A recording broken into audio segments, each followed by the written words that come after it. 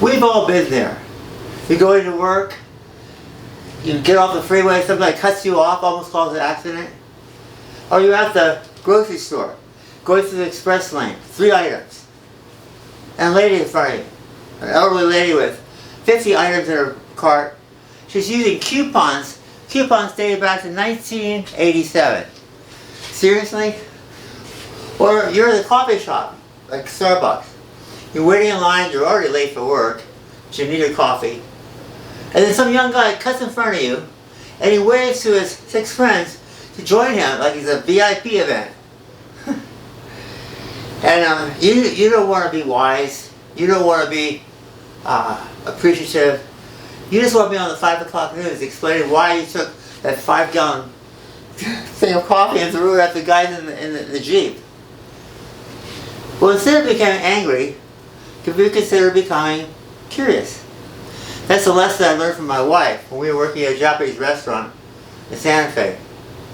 The manager's name is Eiji Ueda. He's from Hiroshima, Japan. He's very professional, very strict, and he actually went to one of the finest Japanese culinary schools in Japan. My job was to make soup, sauces, and salads, and tempura. Now, I don't know if you've ever made tempura before, but it's very simple.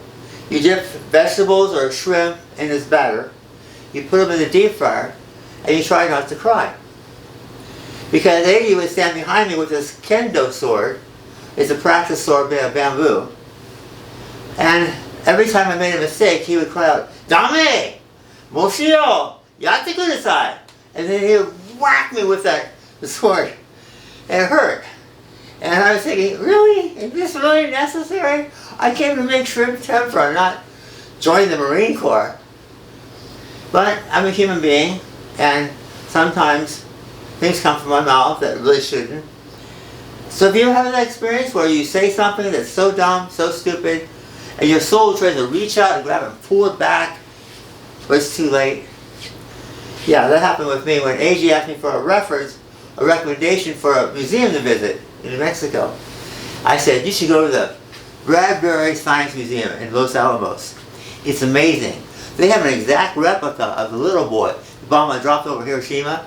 I'm sure you'd enjoy that. It went as well as you thought. Eiji was criticizing everything I was doing. He was using his kendo sword like it was a remote and I was the TV. Frustrated, I went to my wife complaining. He said, "Ueda-san, I can help you, but it's going to take there's a price involved. Are you okay with that?" "Yeah, sure, if you can help me." "Ueda-san, you need to go behind, become curious. Don't focus on the noise. If you engage with anger, you become angry. Focus on what's behind the person, and then you can find victory. Use PAL, the acronym P for pause. Don't open your mouth and let your brains fall out. Think before you speak. 5 seconds can save 5 weeks of trouble. A is ask question. Small question like, are you okay? Everything's okay. Sometimes the door will open, you didn't know it was there. And 3, listen. Listen very carefully. Don't make fix. Just listen. Sometimes just listening is the cure. Okay? I said, wow, thank you so much. That's amazing. That'll be $40, please. $40? Oh, I have the 50. She grabbed it out of my hand and said, thank you so much. God bless you.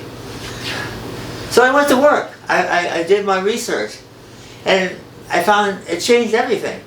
I learned that the people in Japan from Hiroshima were called the Hibakasho, which means people exposed to the atomic bomb. They not only suffered radiation poisoning, they suffered lifelong persecution, just discrimination. Eiji wasn't even born, but he was born to his family from Hiroshima, and he couldn't get work, he couldn't get married. So I realized Eiji wasn't the villain, The other thing, I learned that in his culinary school, the instructors would beat the students with a kendo stick, of all things. So he wasn't a villain with a sword. He's just teaching me the way he was taught. I realized that he's just a soul that's experienced a lot of pain that I never experienced. Everything changed for me. Stephen Covey calls that a paradigm shift, where the world doesn't change, but you do, and how you see it. Stephen Covey talked one story where he was on a train, a subway in New York City, and his father, a young gentleman, came on the train with 4 kids. He's staring at the shoes. The kids are running up and down wild. So Covey says, I can't take this anymore. I'm going to go talk to him. And so we're going to lecture him. And he says, can you do something about your kids? And the father said, we just came from the hospital. Their mother died today. His feelings went from criticism to empathy. I saw a similar experience in Albuquerque. A friend of mine, Greg, he was a manager for a club.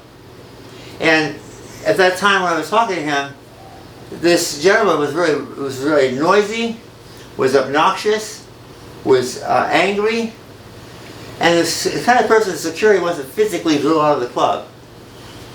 But Greg said, let me talk to him. And so Greg didn't confront him, but he stood off to the side and he asked him questions and he listened.